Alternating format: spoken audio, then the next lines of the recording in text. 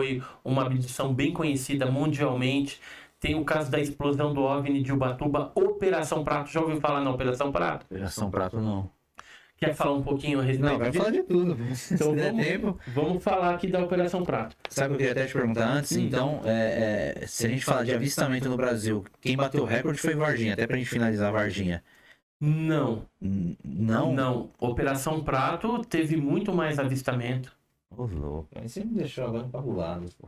Muito mais. E eu na cabeça que era Varginha. Falou, não, olha, Varginha, ela durou o ano de 96 ali no começo até julho. Depois o negócio foi cessando. Sim, até tá? A gente tem, inclusive, na revista uma cronologia dos avistamentos.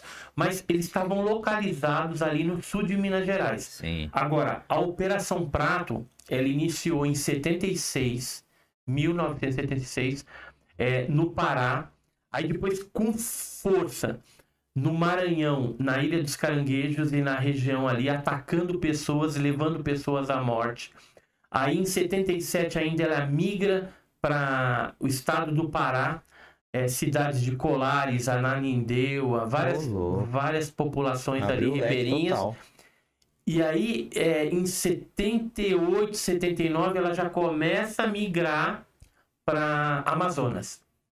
E aí dura no estado do Amazonas, Macapá, até 1983. Então veja, de 79, 80, 81, 82, 83, a gente teve vários casos de ataques ali naquela região. Pessoas, eu vou explicar isso aí melhor, sendo que em 84 o fenômeno migra para a Venezuela. Então ele passa a fronteira e aí fica lá. Em 1995 começa a voltar. Aí começam os ataques novamente no Amazonas e vem vindo. Caramba. Tá? E aí, vez ou outra, você tem alguns ataques ainda no Pará, na região de Colares. No Maranhão, às vezes acontece alguns casos. A gente ficou sabendo, em 2021 teve algumas bolas de fogo que apareceram lá. Eu tenho, por exemplo, um documento da polícia de um ataque de uma jovem que sofreu queimaduras e tudo mais. Vamos ver isso aqui. Vamos falar sobre isso. Com detalhes. Assim, detalhes não dá, porque eu teria que trazer os relatórios da Força Aérea. Sim, esse caso, dá pra gente clarear um pouco. Ele teve um envolvimento do primeiro Comar, que é o primeiro comando aéreo do Pará, né? E esse órgão da Força Aérea Brasileira destacou o capitão Orangê Holanda. Eu gosto do seu, embasado, né? A gente não. A gente tá falando com especialista. Cara, eu não. Olha, da CIA, aquilo ali? É um documento da CIA? Passou ali ou não? Desculpa a curiosidade. Passou o símbolozinho americano ali ou não? Impressão minha. Esse aqui é o relatório preliminar que foi entregue dia 25 de junho de 2021. Foi um pedido do Trump, do ex-presidente Trump, ao Pentágono, que ele queria saber o que o Pentágono sabia a respeito de OVNI, de UAP, né?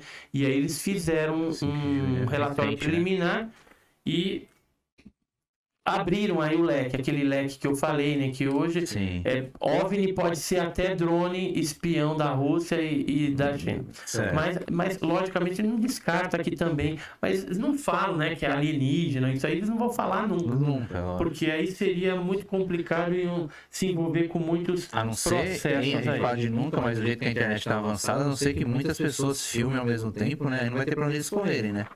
O governo não vai conseguir correr se todo mundo vê, né? Porque são casos esporádicos, vamos dizer assim, até então, né? Olha só. Então, Operação Prato. O que foi a Operação Prato? As pessoas eram atacadas por luzes que apareciam. Isso aqui são fotos que foram tiradas pela Força Aérea Brasileira na época, e que algumas delas já vazaram ao material também, relatórios, mais de 500 páginas estão no Arquivo Nacional. Qualquer pessoa, cidadão brasileiro, pode entrar lá através do CIAN e baixar esses documentos e saber o que aconteceu. Mas o que acontecia? As pessoas eram atacadas pelas luzes, as luzes projetavam um foco de luz em cima da pessoa, e ela sofria queimaduras que pareciam agulhadas, né? Eram profundas esses hematomas, e depois a pele começava a descamar. esse tipo de hematoma e queimadura, acredita-se que era algum tipo de coleta de material entendi. Genético, ou plasma, ou sangue, com alguma finalidade. Durante a Operação Prato, foram centenas de fotografias. Teve alguns casos pesquisados pela Aeronáutica de Pousos, aqui na Fazenda Jeju, por exemplo. São buracos, não são? Tipo são marcas do trem de aterrissagem da nave, né? Isso tudo material da aeronáutica, tá? Aqui mais algumas fotografias, tem fotos dos objetos coloridas, preto e branco também. Eles não tinham muito recurso. A maioria das fotos eram feitas pela equipe. Uma pessoa que acabou sofrendo essas queimaduras. Isso, a dona Aurora Fernandes. Caramba, meu, isso aqui eu não de verdade, aqui, eu não conhecia. Foto tirada pela Varig a bordo, né, um piloto a bordo de um avião da Varig a caminho de Manaus em 79. Nossa, dá pra ver. Então fotografou de a janelinha dia do avião. Entendeu? Fotografou esse objeto 79.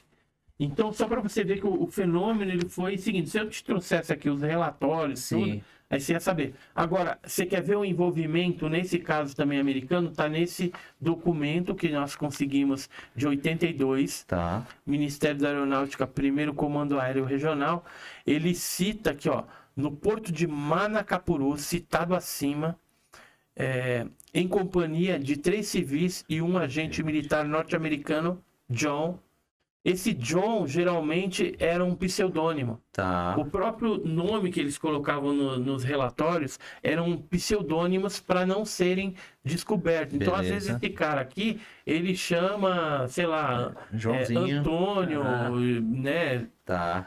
Euclides, sei lá, não tem nada a ver com isso. Mas o pseudônimo que ele usava para colocar nos relatórios quando tinha algum tipo de reporte. E aqui eles falam de 2 avistamentos.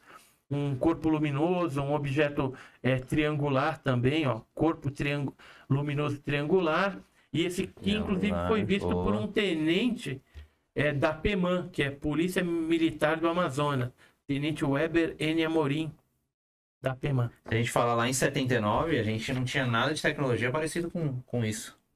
Hoje você tem o drone, tem não sei, beleza. Sim, mas em 79 não. E assim, tinha objetos arredondados, luminosos, tinha os seres também que eram avistados, pousos. Esse aqui já é de 95, lembra que eu falei que ele depois voltou o fenômeno e começou a atacar de novo. Isso aqui é da Polícia Civil do Amazonas, Delegacia de Boa Vista do Ramos, datado de 29 de novembro de 95. Então, aqui é uma requisição de exame de corpo de delito. Aqui está as explicações. Dessa jovem de 22 anos que sofreu queimaduras. Então ele coloca aqui, ó, por volta das 19 horas do dia 27 de novembro do corrente de 95, cito a rua tal, e aí coloca aqui, local das lesões: terços médios das coxas, terços médios das pernas, braço e antebraço do lado direito. Agora isso aqui que é interessante: instrumento do crime: raios emitidos possivelmente por objeto desconhecido em forma de disco voador, luzes transparentes de diversas cores. Isso aqui é um documento policial onde se fala abertamente sobre este fato. Uma solicitação para fazer um corpo de delito, está falando o que ela sofreu, por que ela precisa fazer esse corpo de delito. Esse é um BO de 3 casos que foram registrados na Delegacia de Boa Vista do Ramos. Inclusive a própria delegada, esse